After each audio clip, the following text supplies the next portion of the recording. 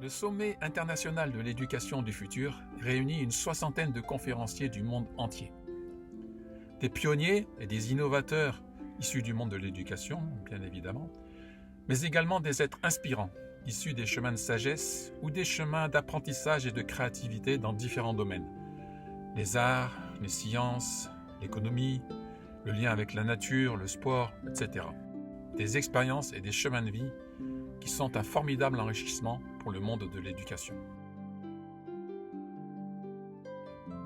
Le professionnalisme des traductions, en simultané, et l'incroyable richesse de toutes ces conférences offrent un horizon de point de vue vaste et varié, très complet, qui en font au final une véritable formation professionnelle pour les enseignants, les éducateurs et tous les professionnels de l'éducation, mais également une formation à la parentalité consciente et une formation individuelle à la vie consciente. Face à toute cette richesse et aux divers retours, nous avons décidé d'offrir toutes ces conférences à tous, partout dans le monde, en français et en anglais, quelquefois en allemand et en espagnol. Découvrez la vision d'acteurs audacieux et influents du changement, vers un monde éthique, solidaire, généreux et profondément respectueux de tous, des cultures, des peuples, des règnes et de la planète. Un incroyable panel de conférences, couvrant toutes les dimensions de l'éducation, pour un futur ayant du sens, une humanité épanouie et une terre qui respire. Une chose est sûre, votre vie, et à travers vous, celle des enfants, ne sera plus la même après avoir écouté toutes ces conférences. Pour avancer, nous avons besoin de vous, nous avons besoin de votre générosité solidaire. L'organisation du sommet et l'édition des conférences ont nécessité des milliers d'heures de travail et nécessitent encore beaucoup de temps et d'investissement. Nous faisons appel aux dons libres et spontanés pour compléter le financement du sommet et, si possible, continuer à l'enrichir de nouvelles conférences. Votre soutien est vraiment précieux et vital pour aller jusqu'au bout de cette aventure extraordinaire. Merci.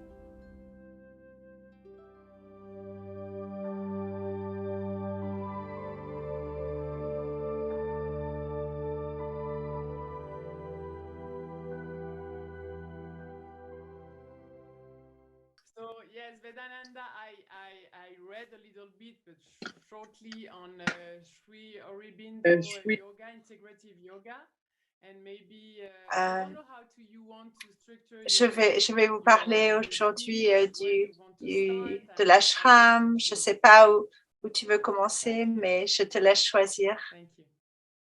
Thank you. So I can start, right? Je vais commencer maintenant, oui. I think so. Yes, it's okay. Okay, thank you everyone. Merci tout le monde. Merci Stéphanie pour cette belle introduction. Merci Satyana et Abel et toute la communauté qui a été là pendant tout ce processus de développement. Je suis très heureux d'être avec toi. Je connais Abel depuis très longtemps. Je n'ai pas trop préparé. Je n'ai pas une vraie structure dans ma conférence, mais je vais partager mon expérience comme un Népali, un enfant du Népal, comment notre système d'éducation a été et spécialement comment j'ai grandi et comment je vois l'éducation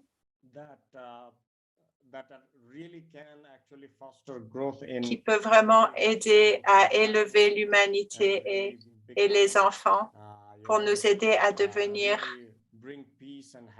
vraiment emmener la paix et la joie, le vrai bonheur. Aujourd'hui, je n'ai pas dormi la nuit dernière parce que dans une communauté, j'habite dans la communauté de 200 personnes et nous avons des activités tout le temps. Hier soir, nous avions un petit festival qui était organisé par les communautés autour et l'ashram représenté aussi était là. On avait un petit endroit où on préparait de la nourriture, on distribuait la nourriture avec les enfants. C'était un super festival, mais toute la nuit, c'était une fête. On servait la communauté, tous les dévotis qui viennent au temple tout près. 5 minutes marche d'ici, il y a un petit temple. Et le nombre de dévotis là-bas, 100,000, I guess. plus de 100 000 personnes. Plus de 100 000 personnes aujourd'hui. Nous sommes un petit magasin où on distribue de la nourriture pour ces dévotis, préparée organiquement, très hygiène, bonne santé. Toute la nuit, on a travaillé. Et cet après-midi, je suis revenue dans ma chambre. J'ai pris une petite sieste pour que mon cerveau puisse fonctionner pendant la conférence et j'espère que ça va marcher. Avant que je vous raconte ce que je pense que l'éducation et la philosophie de la mère et de Sri Aurobindo, je vais aussi parler un petit peu de la mère et de Sri Aurobindo avant de parler de leur philosophie et comment ça m'a aidé dans ma vie et même avec mon propre chemin spirituel. J'étais née, moi, à 400 kilomètres de Katmandou, dans un petit village qui s'appelle Drukot. Mes parents n'avaient pas l'opportunité d'aller à l'école, mais j'ai eu de la chance de trouver un endroit qui s'appelait l'ashram Sri Aurobindo, qui venait juste de commencer par Swami Ramchandra Das. Il a déjà parlé de l'organisation et de son voyage le dimanche du début du sommet. Je suis venue à l'ashram, j'ai quitté mes parents à l'âge de 4 ans parce que le créateur de l'ashram voyageait près de chez moi et il a dit à mes parents, vous ne pouvez pas lui donner ce que peut-être je peux lui donner au niveau d'éducation, d'environnement et tout ça. Alors mes parents, ils pleuraient au départ et puis plus tard, le fondeur est aussi un relatif de mes parents. Donc, ils m'ont laissé partir. J'étais le deuxième enfant de cette organisation qui a maintenant plus de 200 enfants de 30 ans. Cette organisation a 30 ans. Au début, nous n'avions pas une éducation.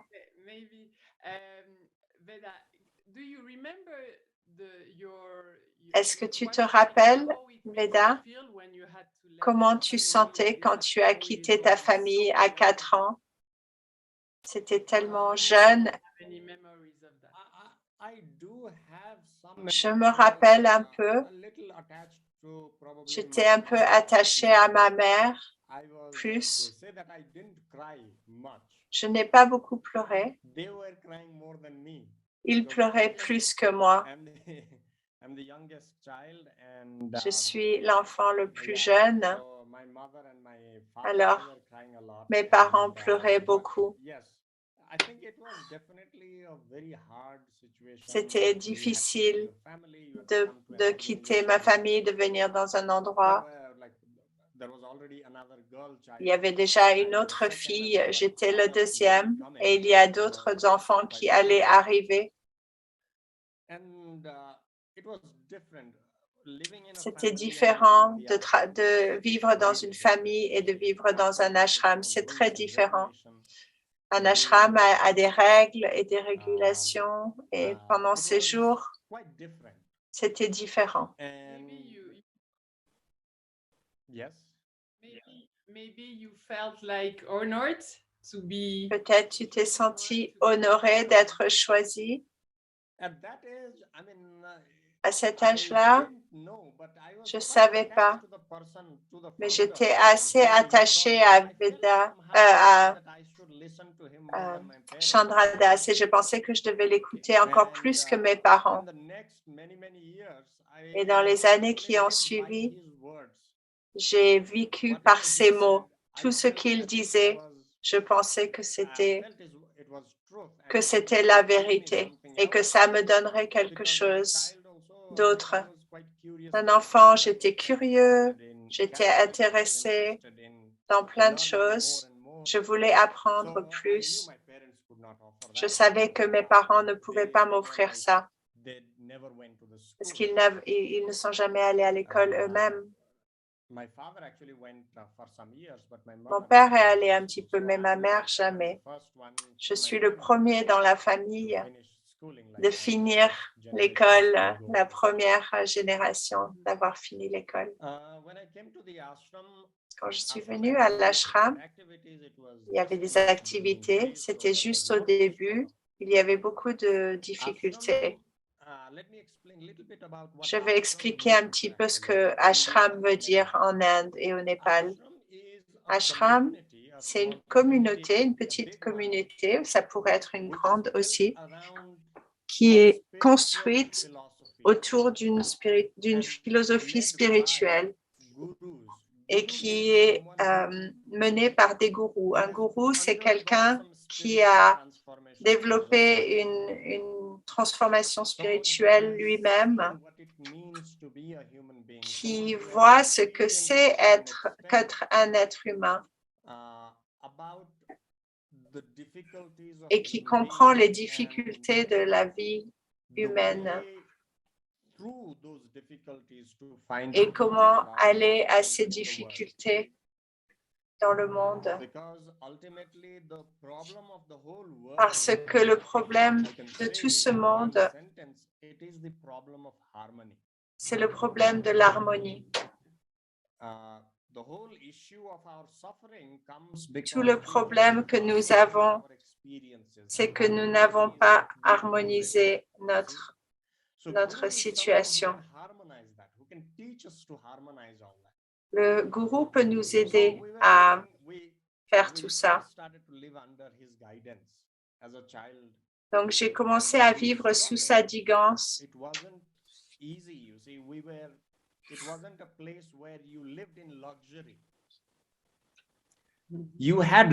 Ce n'était pas un luxe pour nous de faire ça. Mais il fallait faire un effort. Nous devions aller à la méditation tous les soirs.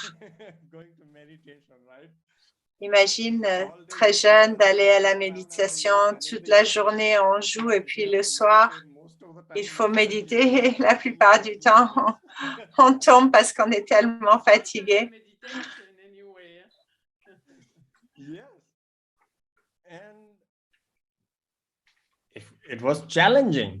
C'est difficile, mais c'est ça qui m'a formé de traverser cela, de traverser ces obstacles et de voir vraiment le sens, la beauté de la méditation. C'est ça qui m'a appris, enseigné ça. Si on m'avait laissé faire tout ce que je voulais, peut-être j'aurais jamais apprécié tout ça. Ces activités, ces pratiques qui me donnent de l'énergie constamment de faire quelque chose de bien pour les autres. Oui. Et il fallait porter de l'eau aussi. Nous avions une petite maison. Il y avait quelques chambres. Il y avait une chambre de méditation, une librairie, un endroit pour les garçons dormaient, un endroit où les filles dormaient. C'était une toute petite maison. On était 40 ensemble. Mais il y avait un grand sens de communauté. Il y avait des problèmes. Mais on vit ici pour quelque chose d'autre. Des fois, le créateur de l'ashram avait tellement de difficultés, nous n'avions rien pour construire. C'était tellement difficile, ou de la chaleur, ou des bons habits. Mais il nous disait toujours, il y a quelque chose que vous pouvez réussir, quelque chose que tu peux vraiment arriver à devenir. Même si dans la matière, nous n'avons pas grand-chose, ces choses viendront dans la vie. Mais garde l'aspiration de chercher la vérité. Et c'est ça qui nous a emmenés ensemble. Et c'est ce qui nous a fait sentir sécures autour de la vie. Parce qu'en dehors, on n'avait rien de plus que les autres. Quand j'étais petit, on allait à une école tout près parce qu'on n'avait pas l'école à l'ashram. Le gouvernement ne permettait pas ça à l'époque. Nous voyions d'autres enfants de notre âge avec leurs parents qui les emmenaient sur leur moto, qui leur donnaient de l'argent pour dépenser un petit peu à l'école. Nous n'avions pas ça. Mais on était guidés toujours de voir au travers de ces difficultés. Et ça, c'est ce qui m'a formé le plus. Et la communauté a grandi. Et finalement, j'ai eu beaucoup d'amis. Plein d'activités qui sont venues dans ma vie. On a appris la danse, la musique, la ferme, d'être responsable très, très jeune parce que nous étions la première génération de l'ashram. Donc, ceux qui sont venus après, il fallait leur enseigner parce qu'eux aussi, ils venaient de parties du Népal. Ils ne connaissaient pas l'ABC, l'écriture, la lecture. Il y en a qui venaient vers 11 ans, 12 ans. Ils ne savaient pas avant. Ils sont venus plus tard. Et nous prenions soin les uns des autres. Nous étions dans les mêmes pièces. Et on a trouvé notre Guruji. Il nous donnait des petites responsabilités depuis qu'on était petits. Occupe-toi de ça, s'il te plaît, occupe-toi de ça. Dans la cuisine, par exemple, organiser les lits où on allait dormir. Peut-être 10 personnes allaient dans une pièce. On ne pouvait pas laisser tout. Il fallait ranger. Des fois, je devais être dehors, demander de mettre leur matelas, leur couchage quelque part. Il y en a qui s'occupaient des vaches, il y en a qui portaient de l'eau parce qu'on n'avait pas de l'eau à boire près de chez nous. Il y en a qui devaient enseigner les tout petits enfants, plus petits que nous.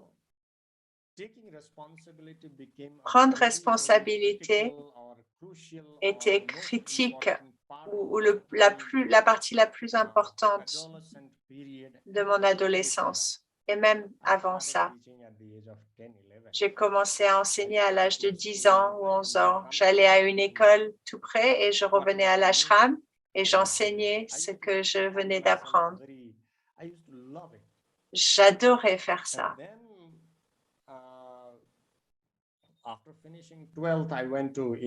Après, quand j'ai eu 12 ans, je suis allée en Inde pour étudier physique, chimie. J'ai eu une scholarship, puis j'ai eu de l'aide.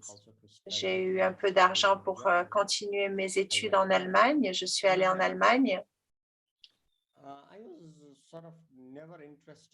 mais j'étais pas vraiment intéressée de trouver un boulot de 9 heures à 5 heures. Je voulais faire quelque chose d'autre parce que j'ai grandi dans cet environnement. L'environnement m'a poussée. La partie la plus importante de l'éducation est de se connaître. C'est une ligne de Sri Aurobindo. Il dit de vivre comme un humain, d'explorer les limites de l'humanité, c'est important que tu découvres qui tu es. Et quand tu fais ça, tu découvres le monde en même temps. Sri Aurobindo a dit, la plus grande philosophie ou le plus grand objectif de l'éducation à travers l'éducation est de se connaître et de connaître.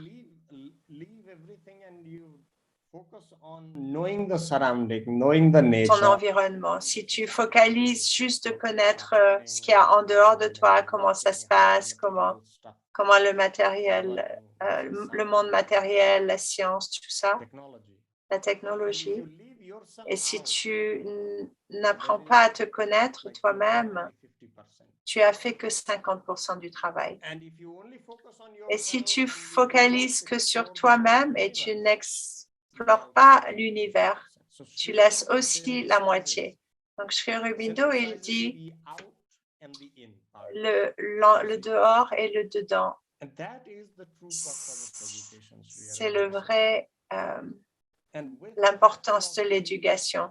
Et avec cette philosophie, et c'est ce on a fait tout ça dans la ferme, dans la méditation, dans la danse, l'art, formes classiques d'art, le yoga, des langues différentes, les mathématiques, les sciences et tout ça. En grandissant avec tout ça, quand j'ai fini après mes études en Allemagne, à l'âge de 23, je suis revenue au Népal et on m'a donné la responsabilité par Guruji qui m'a dit « tu t'occupes de l'école ». Et là, je suis devenue responsable pour l'école. J'ai développé une relation très intime avec mes élèves. J'ai vécu avec eux. J'ai travaillé avec eux. Je pouvais construire ma relation avec les enfants, les petits. Et c'est comme ça que j'ai eu mon Veda. Personne ne m'appelle maître. Il m'appelle Bedudai. Cela veut dire frère Veda. Il m'appelle frère en népali. Tous les enfants sont comme mes frères et sœurs. Pas mes élèves, c'est des amis, des frères et sœurs. Les derniers 7 ans, j'ai enseigné les maths, la science. Nous faisons des activités ensemble.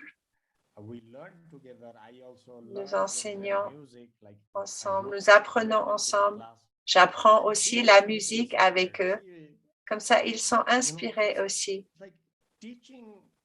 Enseigner, le plus important aspect de l'enseignement, c'est comment tu contribues à un environnement.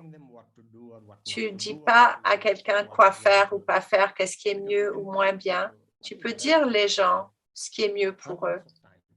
100 fois, les choses ne changeront pas. Mais si tu peux participer activement avec eux, ça leur donne cette énergie.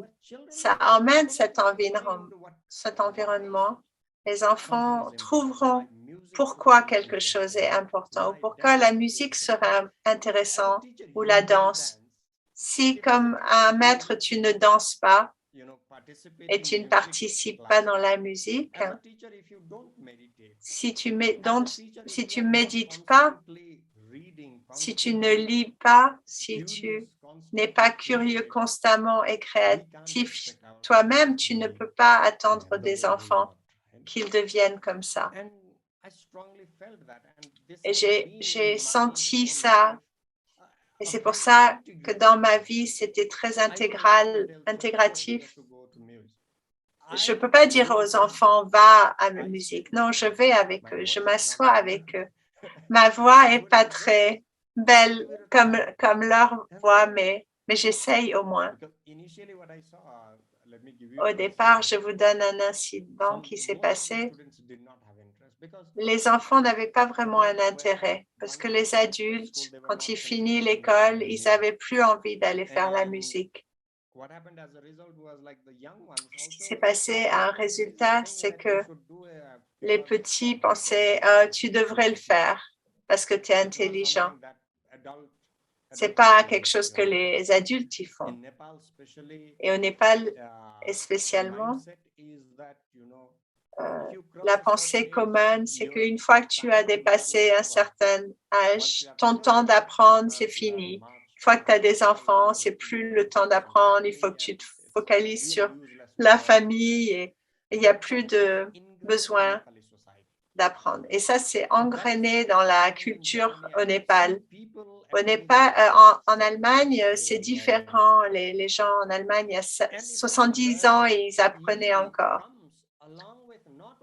Et quand on continue d'apprendre, c'est pas juste qu'on devient maître des aspects superficiels du processus, mais c'est une expérience spirituelle riche.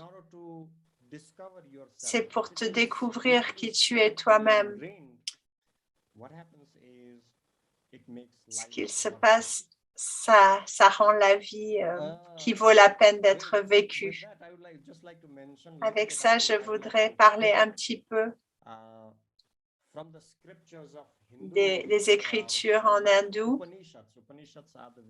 Upanishad, les textes védiques, ils disent que tu dois travailler comme si tu allais vivre pour 100 ou 200 ans.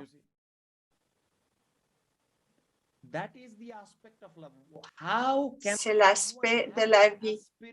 Comment quelqu'un peut avoir cette aspiration de vivre 200 ans? Réfléchissons à ça. Nous avons fini avec la plupart des choses. 30, 40, on est fatigué du monde. On réalise qu'il y a de la douleur dans la vie humaine. On a été déchiré de tous les côtés.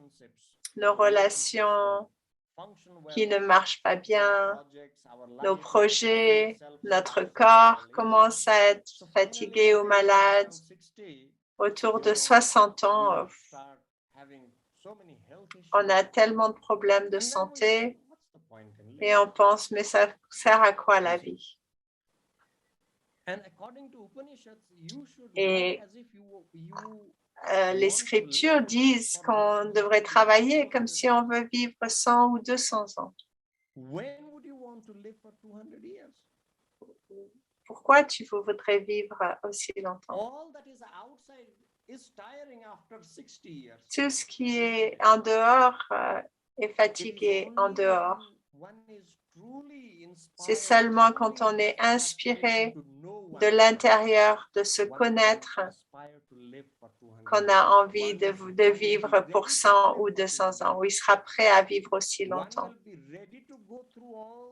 Il sera prêt à traverser toutes les difficultés de la vie et d'accepter les maladies, les difficultés, la souffrance de la vie avec de la joie, si une personne est inspirée à se connaître vraiment.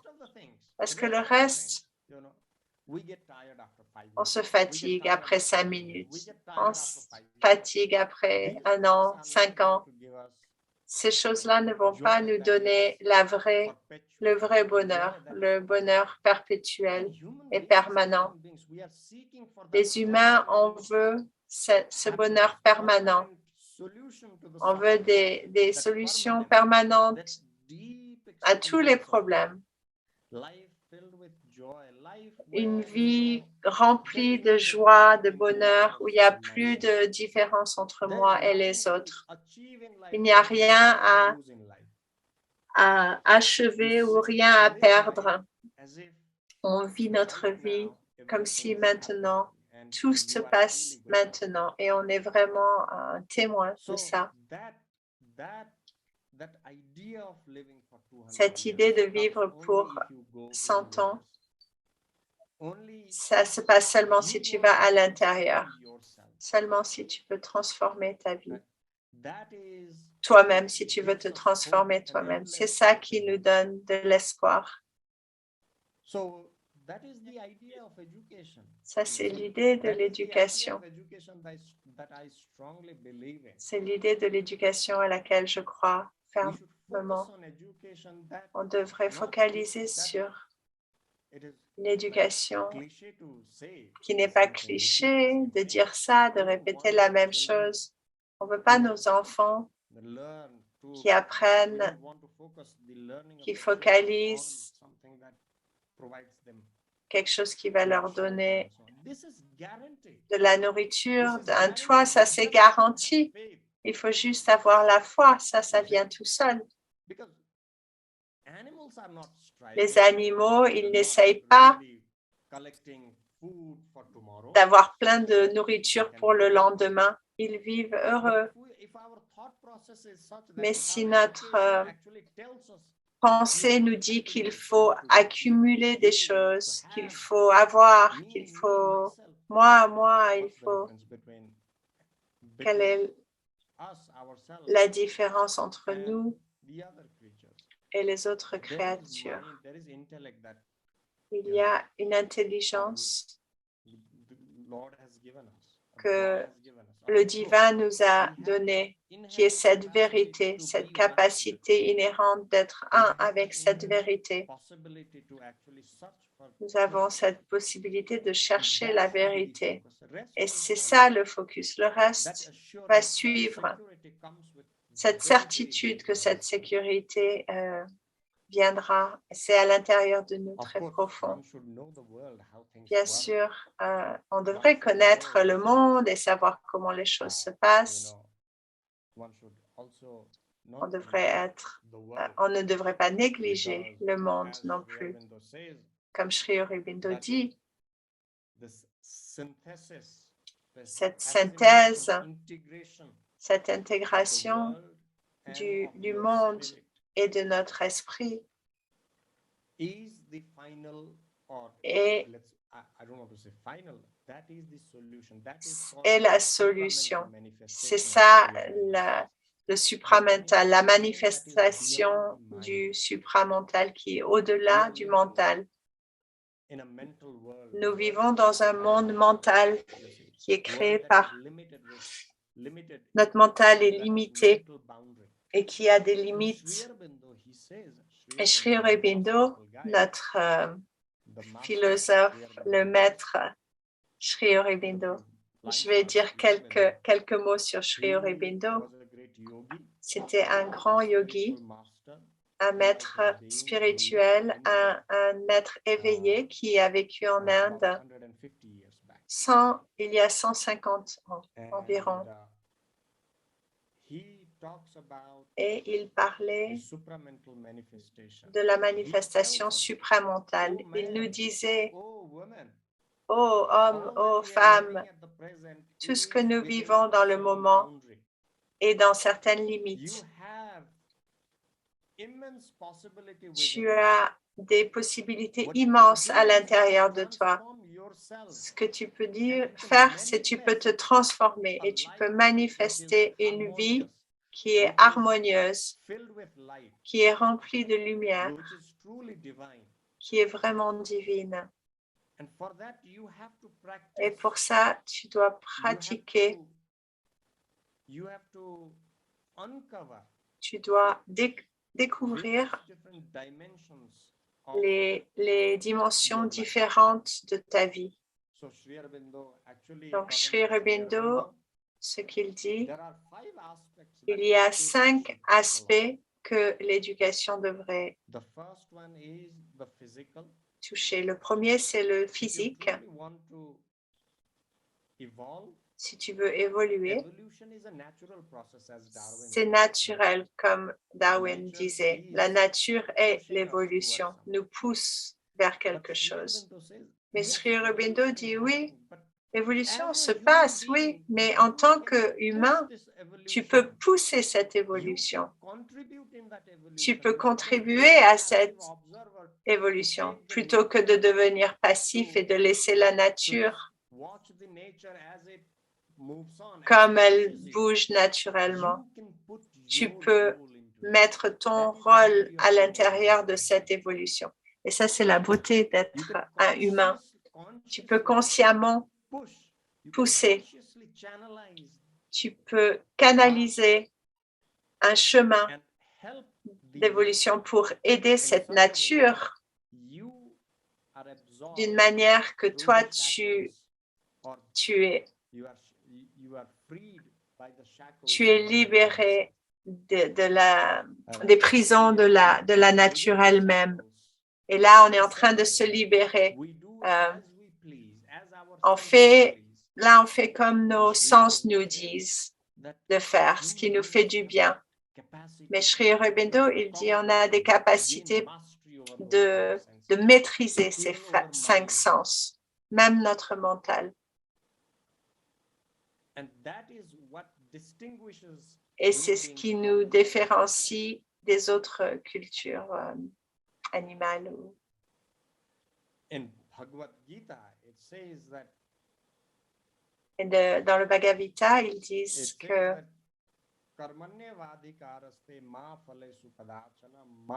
this is a Sanskrit verse.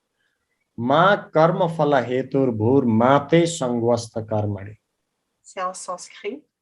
As human beings or any creature, comme les humains ou toute créature, tout ce qu'on peut faire, on peut agir.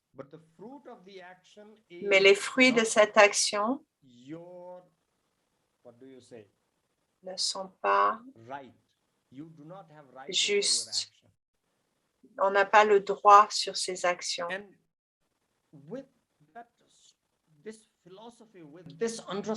Cette philosophie nous dit qu'on peut contrôler nos sens. On est poussé constamment par des désirs constants. On peut être actif et passif en même temps. Actif et passif en même temps à des niveaux différents. On devient passif activement. Tu harmonies tout ça ensemble, comme dit Stéphanie. Parce que tu ne peux pas accepter juste un. 2 choses viennent en même temps et ça crée quelque chose de nouveau. Ça crée une nouvelle expérience qui n'est ni l'une ni l'autre. Une synergie entre les deux. C'est aussi ce que je pratique dans ma vie, comme quelqu'un qui apprend, un élève. Je vis dans l'ashram. La vie dans l'ashram n'est pas une vie où tu vas avoir ce que tu veux. J'ai plein de choses. Je me suis donné pleinement à cet ashram. Et si des difficultés viennent, je vais les rencontrer pour évoluer. Si ma vie,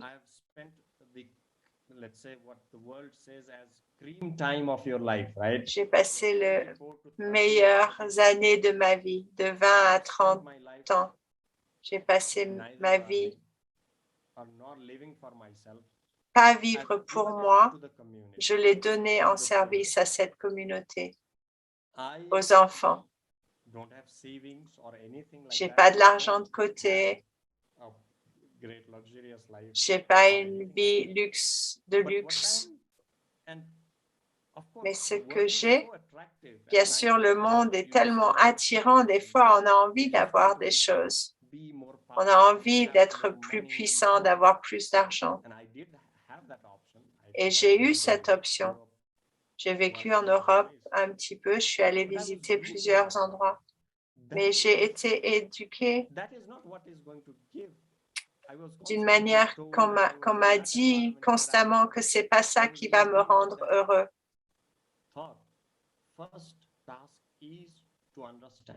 D'abord, connais-toi toi-même pour devenir ton propre maître. C'est ça le vrai, l'importance de la vie.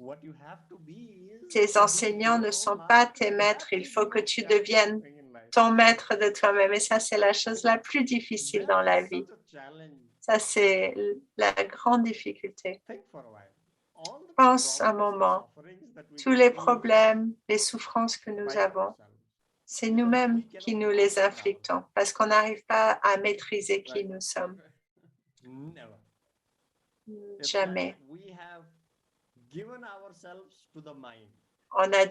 On s'est donné à notre mental. Et quand le mental, il nous emmène, on saute dedans et on souffre et puis parce que quelqu'un est le maître, on a donné les rênes du chariot à quelqu'un d'autre. Et les chevaux, c'est notre corps. Il y a une métaphore très beau dans la Bhagavad Gita qui dit notre vie entière est comme un chariot. L'intellect pur, c'est la voix interne qui est comme Krishna, le Dieu de l'amour. Ça, c'est la vérité. Et le mental et les rênes qui peuvent t'emmener, qui connectent les chevaux et le chariot.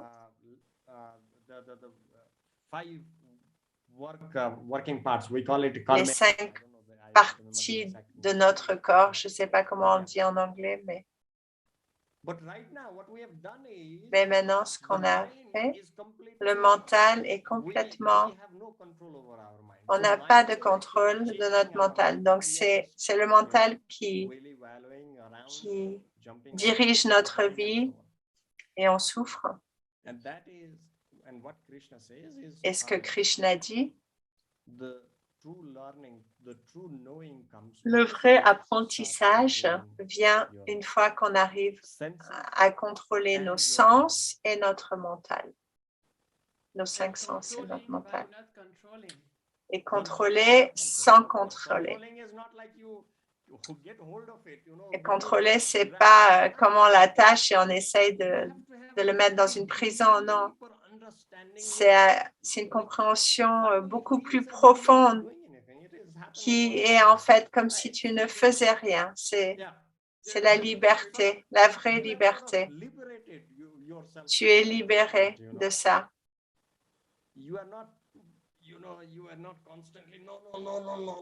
Tu arrêtes de te battre contre ce qui est. Ça, c'est impossible. Le problème, c'est qu'en Europe, dans l'Occident, la manière de vivre, c'est très difficile d'avoir ce genre de paix dans le mental parce que toute l'éducation enseigne contre ça. C'est très difficile ici. Quand je t'ai entendu parler de ton enfance, c'est un cadeau de sagesse. C'est ça qui me rend fière. Oui, je regarde ma vie et je me dis, oui, j'ai quelque chose qui est invaluable, qui n'y a pas de valeur, qui est au-delà de toute valeur. Des fois, on pense qu'on a beaucoup de chance d'avoir toutes les choses qu'on a, mais en fait, ce n'est pas un cadeau. C'est même encore plus dur pour nous d'aller à l'intérieur de nous. Quand on a tout ce que le monde peut offrir, on est dans une prison, c'est-à-dire une prison dorée, mais c'est aussi ses parents, les parents qu'ils voient. Je ne suis pas contre personne, mais je vois les parents. Mon opinion, c'est que l'amour, c'est pas donner à l'enfant ce qu'il a envie dans le moment.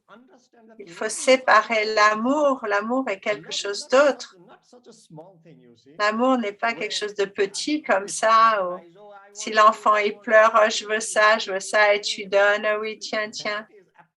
Ça, c'est pas du tout l'amour. C'est une félicité rapide, donc ils sont contents et on pense, ah, je suis un bon parent. Mais tu as complètement raison. Si l'enfant, on n'est pas obligé de rendre l'enfant.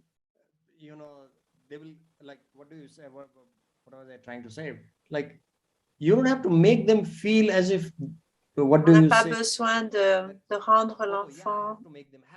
Je dois le rendre heureux tout de suite, en fait, de le gâter, de lui donner tout ce qu'il a envie dans le moment. Ultimement, quand il grandit, l'idée de l'amour est tellement superficielle et superflue qu'il se dit, ah ben si j'aime quelque chose, il faut que je leur donne des cadeaux, il faut que je leur fasse. Tout est connecté avec la matière de donner des choses. Et on commence à penser que l'amour, c'est des choses qu'on donne. Mais l'amour vient quand on se détache de tout ça.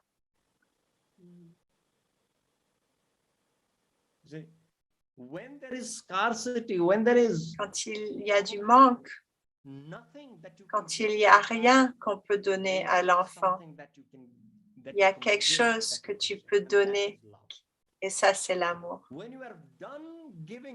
Quand tu as fini de donner plein de choses, quand tu as fini de donner tout ce que tu peux donner à l'enfant et qu'il n'y a plus rien à donner, ça, c'est le moment où tu peux vraiment donner l'amour. Quand tu penses que tu peux donner quelque chose, il y a encore quelque chose. Le meilleur cadeau, c'est la présence. Être vraiment avec l'enfant. Voir la vérité qui est cachée derrière cet enfant. Si tu peux voir cette vérité, tu as donné l'amour. Tu n'as rien d'autre à faire. Ça vient à travers toi, à travers ta présence. C'est naturel. On focalise tellement de la manière dont on exprime. We live a very duplicate life with On children. vit une vie très dupliquée avec les enfants. On ne veut pas être comme on est en fait, vraiment. On veut montrer comment on est bien, mais en fait, quand on n'est pas bien, pas sympa, c'est OK pour l'enfant de savoir que des fois, on n'est pas très gentil. On n'a pas besoin de se cacher.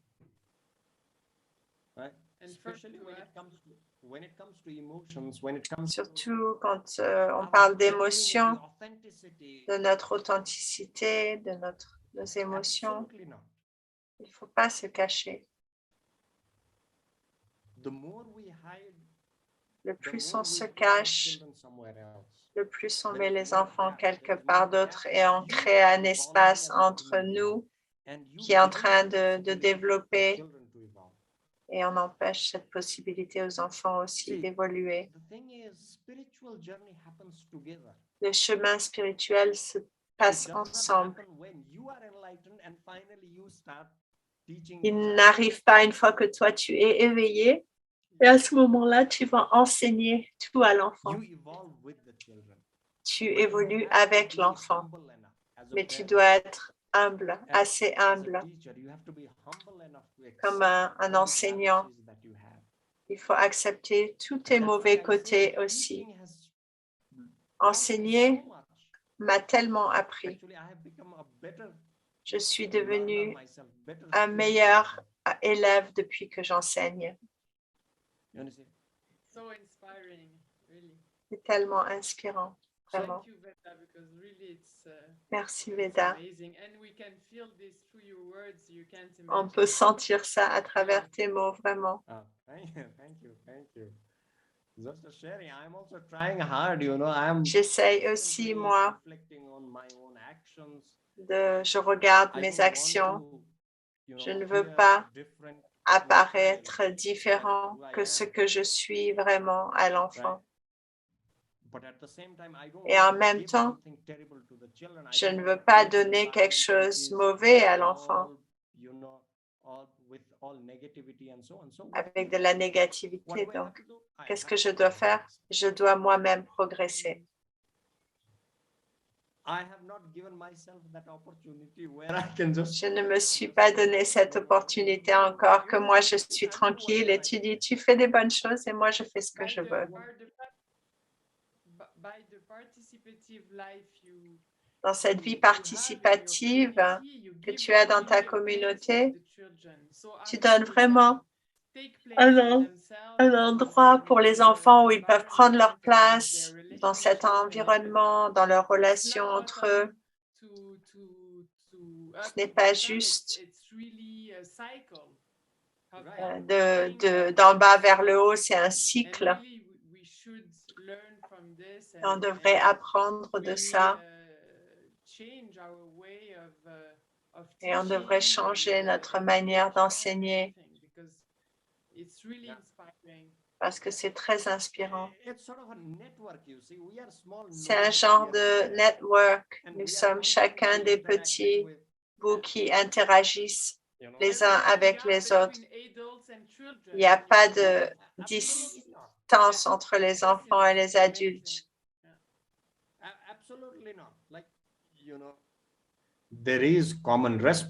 Il y a du respect, de l'amour qui est commun, qui garde tout ça en place. Donc, il n'y a pas besoin de « moi, je suis prof, toi, tu es parent, toi, tu es élève ». Parce que si tu donnes vraiment l'amour, les gens le sentent et le savent. Il ne faut pas demander le respect. Tu n'as pas besoin de demander l'autorité. Tout le monde participe dans leur rôle. Naturellement, tu vas à l'endroit où tu vas être responsable et qu'est-ce que tu dois faire. Qu'est-ce que tu as envie de faire aussi. C'est spontané, c'est un jeu spontané presque. Je vais voir comment je peux donner une métaphore.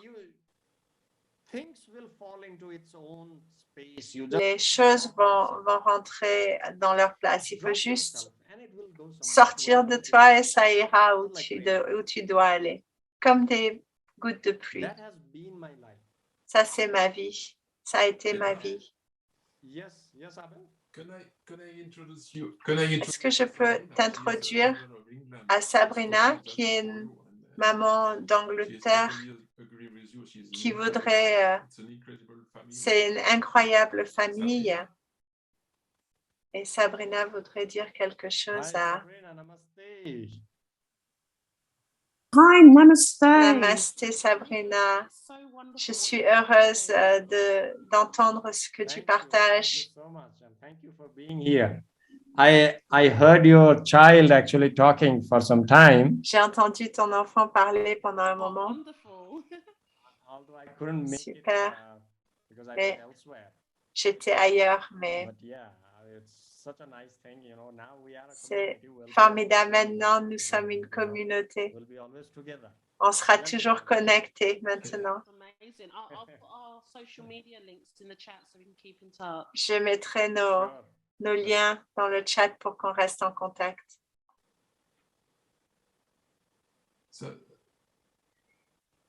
Is there some questions for Veda? S'il y a des questions pour Veda, It's Vedananda, but I used Vedananda, mais j'ai l'habitude de le connaître Vedas. in the ashram we call him Veda. Dans l'ashram, on l'appelle Veda. Euh, That's a short name. The Vedananda is a bit too long. Vedananda, c'est un peu trop long. If nobody has one, maybe I can ask you a question, Veda. Il a une question. Parler de méditation depuis l'âge de 4 ans. Quel genre de méditation vous faisiez à partir de 4 ans? Est-ce que c'était des mantras? Est-ce que c'était juste du silence? Comment c'était? Nous n'avons pas une manière de méditer exactement.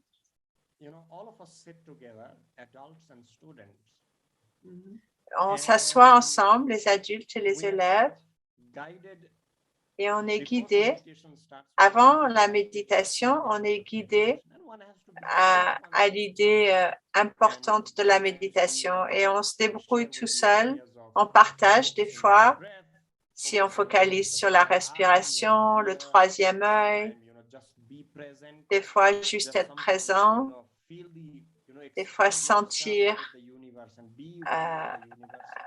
soi-même s'élargir avec l'univers, des fois sentir l'amour de la mère divine qui nous tient dans ses bras, qui nous nourrit. Et ça aide vraiment ouvrir le cœur. Ça nous donne cet amour qu'on a tellement besoin et qu'on cherche dans le monde. Il y a plusieurs manières de le faire. Mais dans notre méditation douce, on ne dit pas vraiment il faut faire comme ci ou comme ça.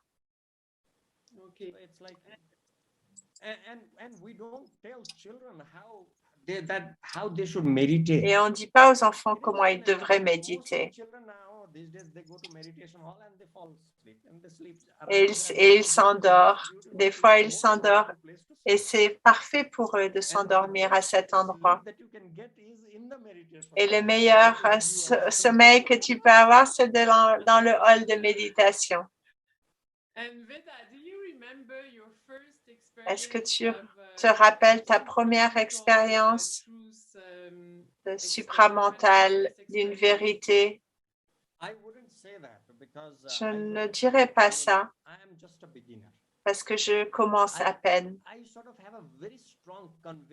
J'ai une conviction forte. Je sais qu'il y a quelque chose. Je sens qu'il y a quelque chose, mais des fois, il y a une petite expérience profonde. Je ne sais pas si c'est supramental ou qu'est-ce que c'est exactement. Mais ces moments de joie qui ne dépendent de rien d'autre dans le monde, ça m'a donné une assurance qu'il y a quelque chose qu'on devrait toujours chercher.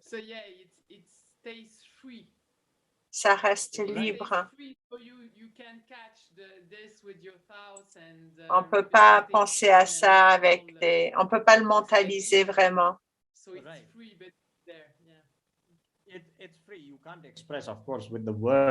Tu peux l'exprimer. C'est au-delà des mots. Pour rester dans ces expériences, il faut beaucoup de compréhension de toi-même. On peut avoir des petits moments et elles sont très belles aussi en tant qu'être humain. Et puis après, tu retournes dans la même mentale de l'humain. Mais tant que tu peux rigoler sur ça, c'est OK. Et après, tu mets un effort à nouveau et petit à petit, tu évolues. Et petit à petit, tu réalises que la vie est comme ça. Et ça te donne aussi le désir de vivre pour 100 ou 200 ans. C'est le meilleur objectif de la vie, c'est... Ah, OK, hold on, I switch channels. Yeah.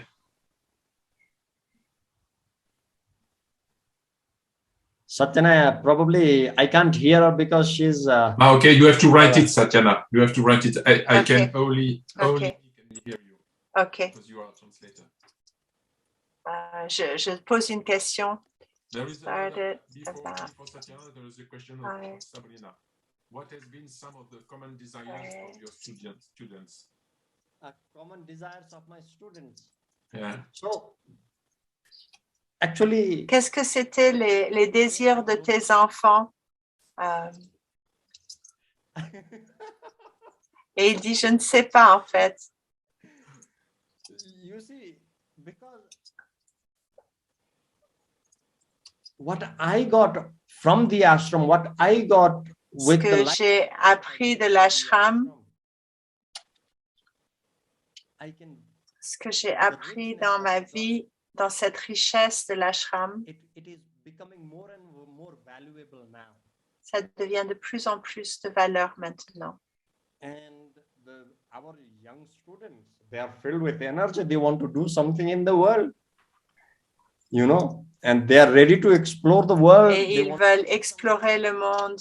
Most of our students, they come from a very difficult background in terms of social and economic Ils veulent suivre l'économie et le social. Il y en a qui ont commencé à étudier à 12 ans, il y en a qui ont perdu leurs parents, il y en a qui ont vécu dans la rue pendant plusieurs mois ou jours. Il y en a qui viennent à l'ashram et usent des toilettes pour la première fois. To work with children, Travailler avec des enfants comme ça, dans ce contexte, c'est différent. La première chose, pour être vraiment honnête, nous devons travailler dur comme une communauté pour qu'ils développent,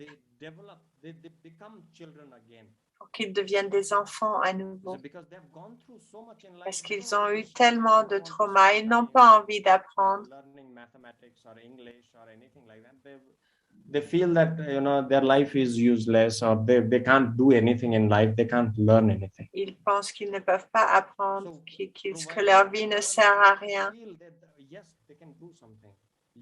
Que oui, ils peuvent faire quelque chose. Oui, ils peuvent étudier. Oui, ils peuvent apprendre une nouvelle langue. C'est le premier niveau.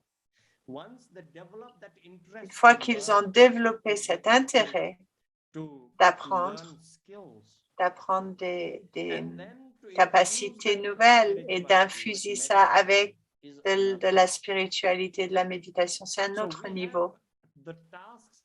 On a des niveaux différents de challenge au départ. Des fois, il faut être ferme. C'est pas toujours marrant. Des fois, il faut être ferme. Parce qu'il y a des enfants qui ont vécu dans la rue pendant des mois ou des années.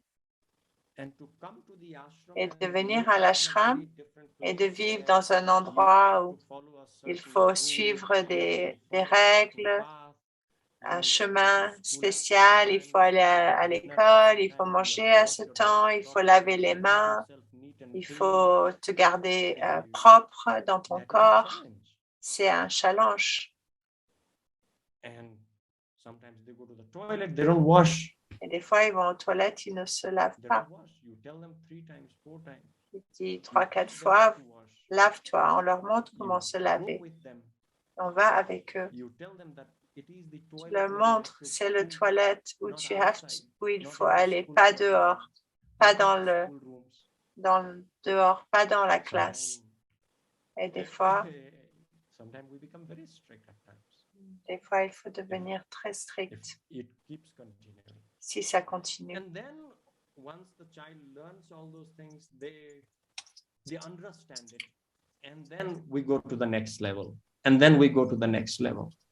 Et après, on va à l'autre niveau.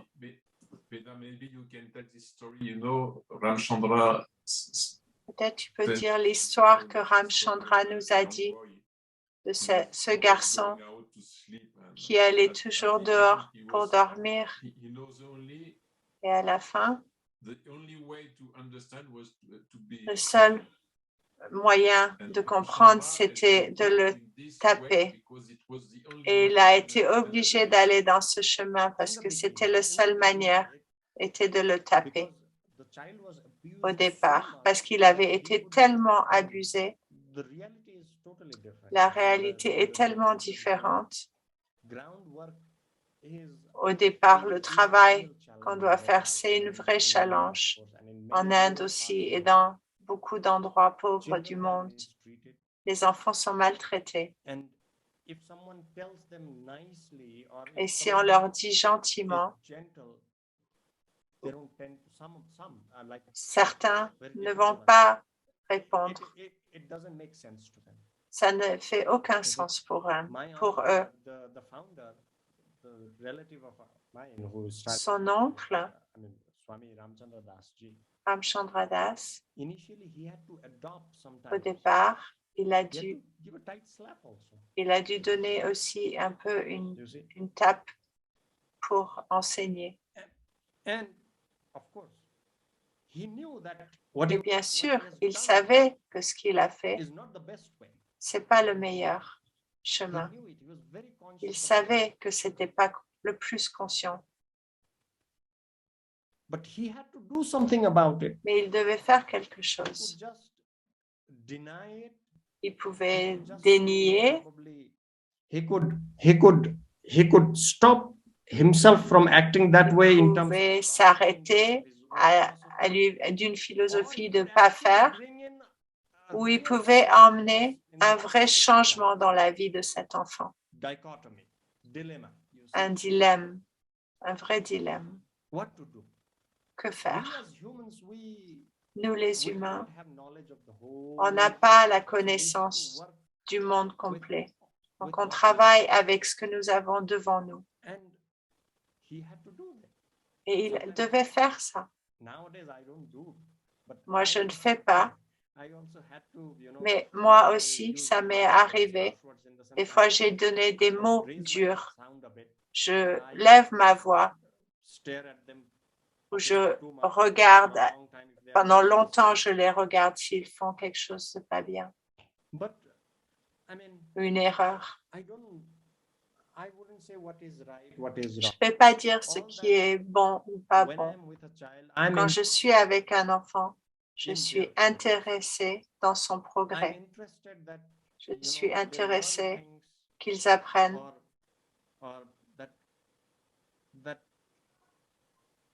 Je sens que je contribue pour une meilleure vie pour eux. C'est une vraie difficile chose à expliquer. Je ne sais pas. C'est difficile de comprendre les enfants. J'ai passé beaucoup d'années, je vis avec eux, mais je ne les comprends pas complètement. Ce que je comprends, ce que nous comprenons, il faut agir, mais l'action doit venir avec le vrai désir d'aider, de contribuer et de se connaître soi-même. Si on est sur ce chemin où on est spirituellement,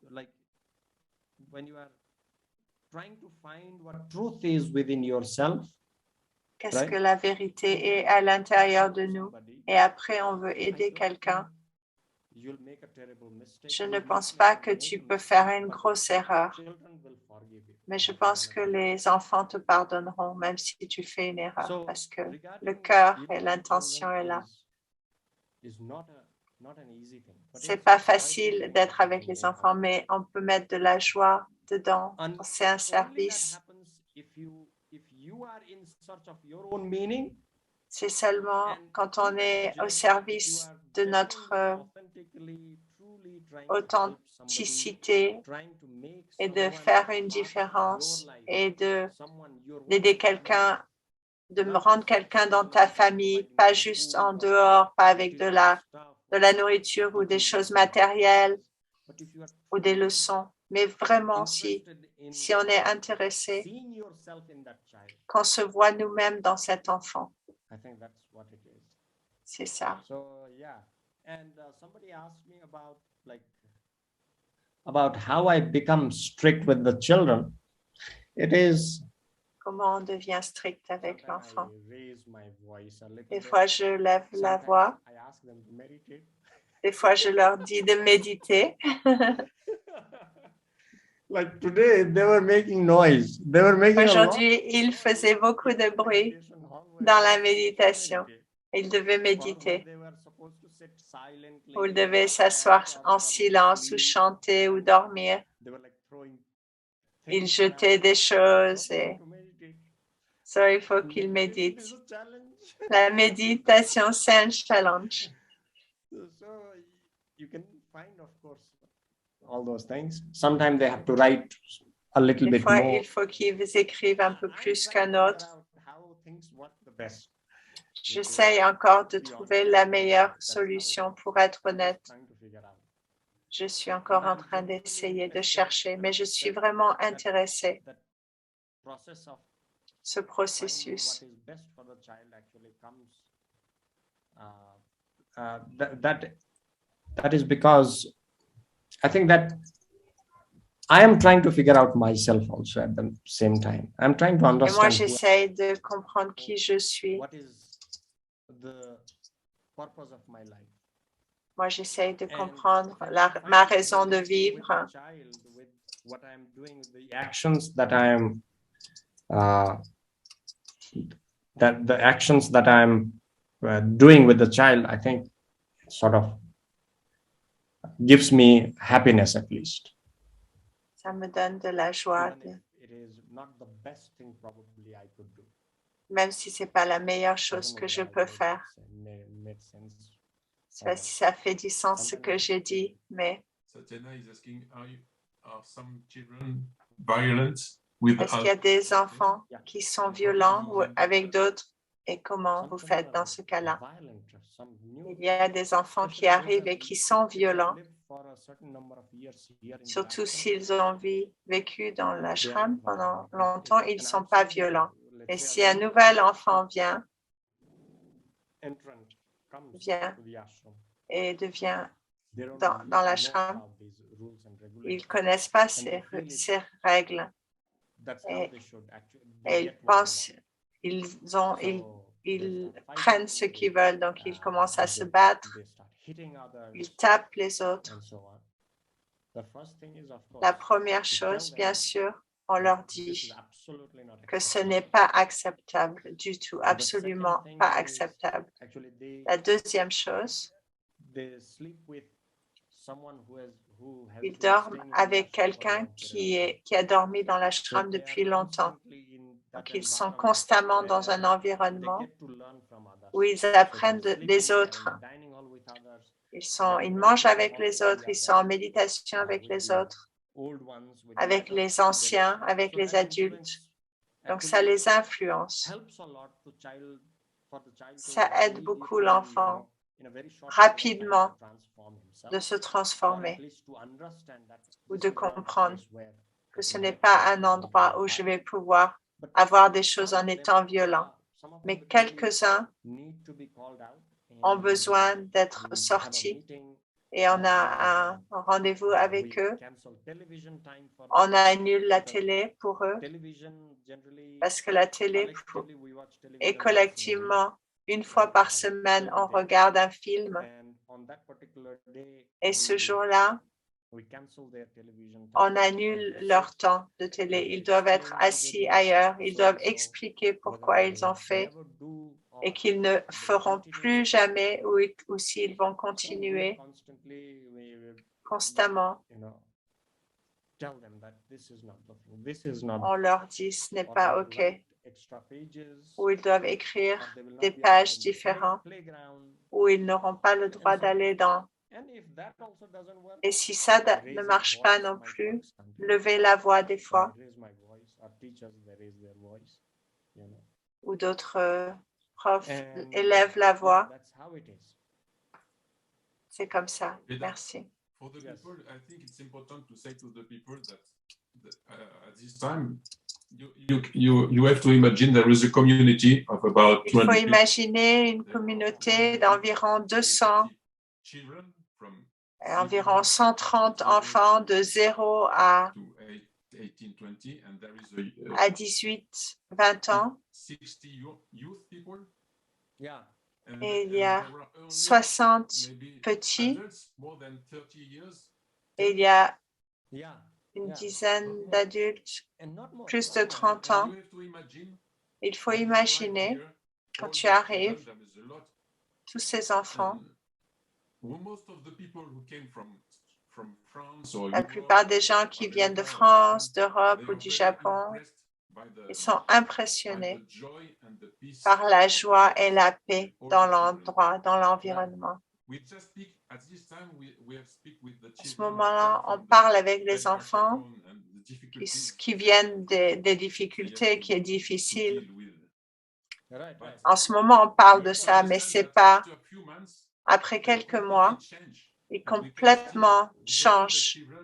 Et on peut voir les enfants, quand ils arrivent, ils sont gris et enfermés vers eux-mêmes, ils ont peur. Et après une semaine, on voit déjà les différences de sourire. Et au bout d'un moment, on les voit complètement différents. De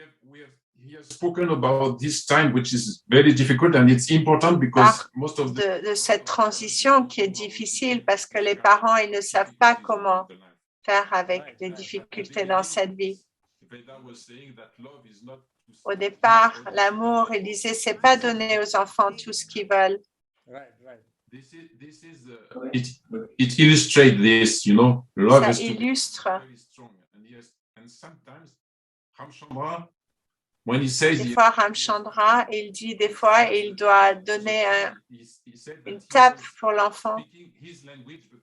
Il parlait son langage parce que c'était impossible de connecter avec l'enfant sans le langage qu'il connaissait lui, mais juste pour qu'il comprenne un autre langage. Et aussi, dans l'ashram, au Népal, il y a un système de caste. C'est très fort au Népal et en Inde. Il y en a qui ne peuvent pas toucher d'autres, ils ne peuvent pas manger. Si quelqu'un a touché cette nourriture ou cette assiette, dans l'ashram, tout le monde est égal. Il n'y a pas de caste système. Tout le monde peut manger toute la nourriture.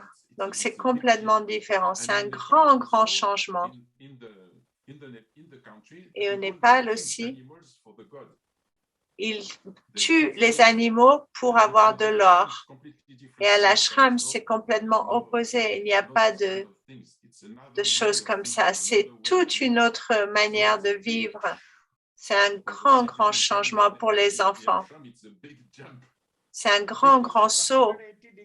C'est 180 degrés changement de paradigme. Ils changent leur vie radicalement. C'est des nouvelles idées. Tout le monde travaille ensemble, le style de vie, comment on réfléchit aux choses. La raison d'être est complètement différente. Et ces enfants, quand ils arrivent, pour eux, ils ne peuvent même pas imaginer l'amour, la gentillesse. Ils ne l'acceptent pas. C'est très difficile. Donc, il y a un grand changement et un travail pour les mener, pour s'ouvrir. Ça prend du temps. But if you come to the ashram, you will never ever feel. I would like to invite. Never ever feel that they have come from such a background.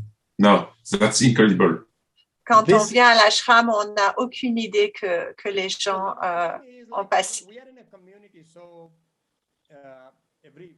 Different children take different time, but viennent de cet endroit. Mais en quelques mois, les enfants transforment Hmm. Yeah. Some they take a longer period of time. Quelques-uns un peu plus But, longtemps, when mais you come to the ashram and visit ashram, you will feel as if si tu viens là, tu aurais jamais they cette never idée had such a background. qu'ils They will avaient never une vie difficile actually comme ça. feel as if they had such difficulty in their past life No, or it's in their On n'aurait jamais cette idée qu'ils ont eu toutes ces difficultés. C'est invisible, tellement de joie, tellement de douceur, une vraiment très, très belle communauté. On travaille dur et chacun contribue à la communauté. Donc, ils ont des petites responsabilités. Ils font de l'encens, ils font des dessins, ils nettoient le sol, ils lavent leur vaisselle. It's like, if you want to make someone Si on veut rendre quelqu'un qui participe, qu'il fait partie, il faut leur donner des responsabilités. Oui. they should feel as if they are contributing. Ils devraient penser qu'ils contribuent à la... Et en fait, ils And contribuent. once they start contributing Et quand ils commencent à contribuer à l'organisation, ils apprennent des autres, mais en même temps, ils contribuent eux-mêmes. Ils font de la farine, du pain, ou dans le jardin un peu. La transformation se passe dans l'action et dans la contribution. C'est tellement facile. On n'a pas besoin de les emmener dans la classe, de leur dire s'il faut faire ci, il faut faire ça.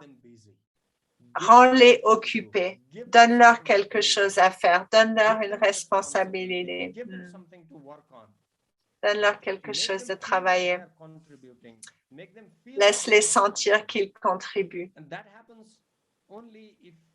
Et ça arrive seulement si on leur fait confiance. Et la confiance vient naturellement. Parce que les enfants sont toujours en train de travailler. Nous sommes toujours en train de travailler. Tout le monde fait confiance à tout le monde. Toi, tu fais ça, moi, je fais ça. Tout le monde fait sa part. Et dans la main, on mange le pain qui a été fait par les enfants. Just to know, it's a joyful place I have seen in the world. C'est un endroit très, très joyeux. C'est incroyable de voir les enfants qui courent partout, tout le monde. On ne voit personne donner des ordres.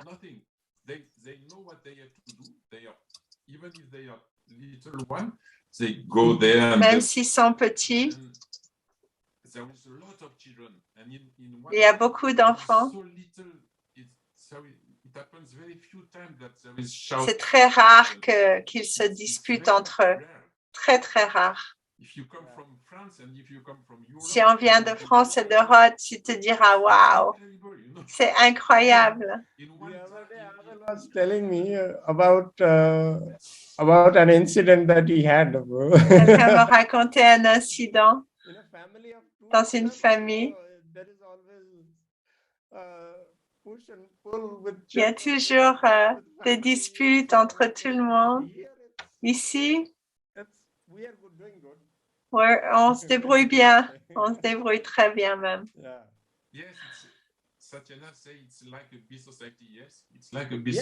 C'est un peu comme une société d'abeilles. Il y a des abeilles dans l'ashram. Chacun fait sa part.